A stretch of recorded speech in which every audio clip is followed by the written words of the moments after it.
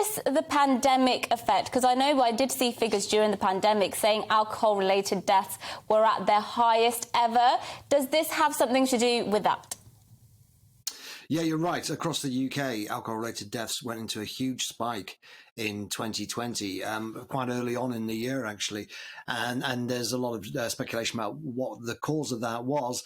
Clearly, one thing that didn't make any difference, it seems, is changing the price of alcohol in the off-trade. It seems much more likely that the rise in alcohol-related mortality was due to people not being able to access treatment and just the general stress and anxiety of the pandemic and the lockdowns. Of course, for a lot of 2020, people couldn't buy alcohol anywhere apart from off licenses and shops and supermarkets, and that's where minimum pricing was supposed to have its biggest effect. But we see a very similar effect in Scotland as we do in England during the pandemic. But also we're looking in this study at what happened between 2017, which was the first year before minimum pricing, and 2019, first full year after minimum pricing, and that of course precedes the pandemic. We do see a small drop in alcohol consumption, about 3 or 4%. We did look, as you say, at some of the other outcomes, and we didn't really find any step change. There's no obvious improvement in any of the outcomes that were supposed to get better after minimum pricing, things like crime, alcohol-related deaths, alcohol-related hospitalizations, unemployment, workplace absences. No obvious, I'm not saying there's definitely no effect whatsoever on the margins, but no obvious change in the direction of those particular outcomes. But the main point of the study, the main thing we wanted to look at, because I don't think the Scottish Government is looking at it, is how much it actually cost Scottish consumers, and we estimate it was about £270 million over the 4 years. Yeah, and this is it, isn't it? I mean, have people essentially made the decision that they will just pay more for booze? Because was it Nicola Sturgeon putting all her eggs in a basket of let's try and price people out of the market? Is that right? But people just thought, you know what, I'd rather be skint and drunk than rich and sober. Well, the idea was that people who are dependent drinkers, or binge drinkers for that matter, will tend to gravitate towards the cheaper alcohol, and there's a lot of truth in that. In actual fact, 45% of alcohol in the Scottish off-trade was being sold below 50p per unit before minimum pricing came in. So it wasn't just the very cheapest drinks that were affected.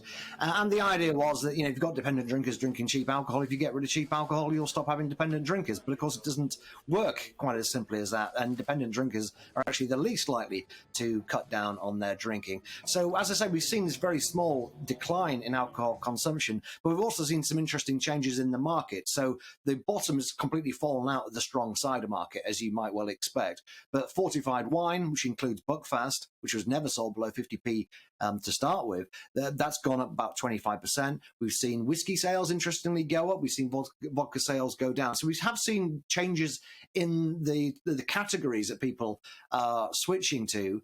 And we are seeing people spend more money on alcohol, obviously, they would have done had minimum pricing not come in. But there's nothing, if you remember how this policy was bigged up by its advocates, it was meant to be a real game changer. It was meant to be the most effective policy the Scottish Government could possibly introduce. That was the basis of their defence against EU competition law. You don't see anything very dramatic in the data at all.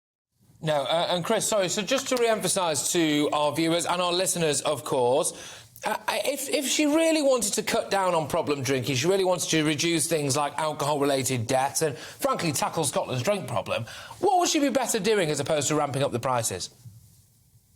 Well, I think probably there is a lesson there again in the pandemic. So you saw this huge increase, about 20%, 15-20% across the UK in the number of people dying from alcohol-related diseases. And it might seem strange that happened so quickly because things like liver cirrhosis take a long time to develop. But actually, history tells us that you see an impact if people who are kind of on the brink, as it were, suddenly drink a lot more, then they die, unfortunately, quite quickly. So we need to look at why that happened.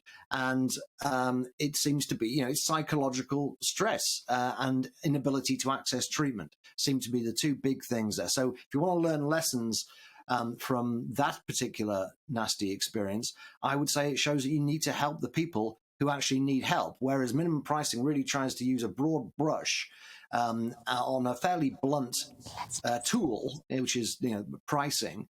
And of course, people can very easily get around it because they just make cuts in other parts of the household budget.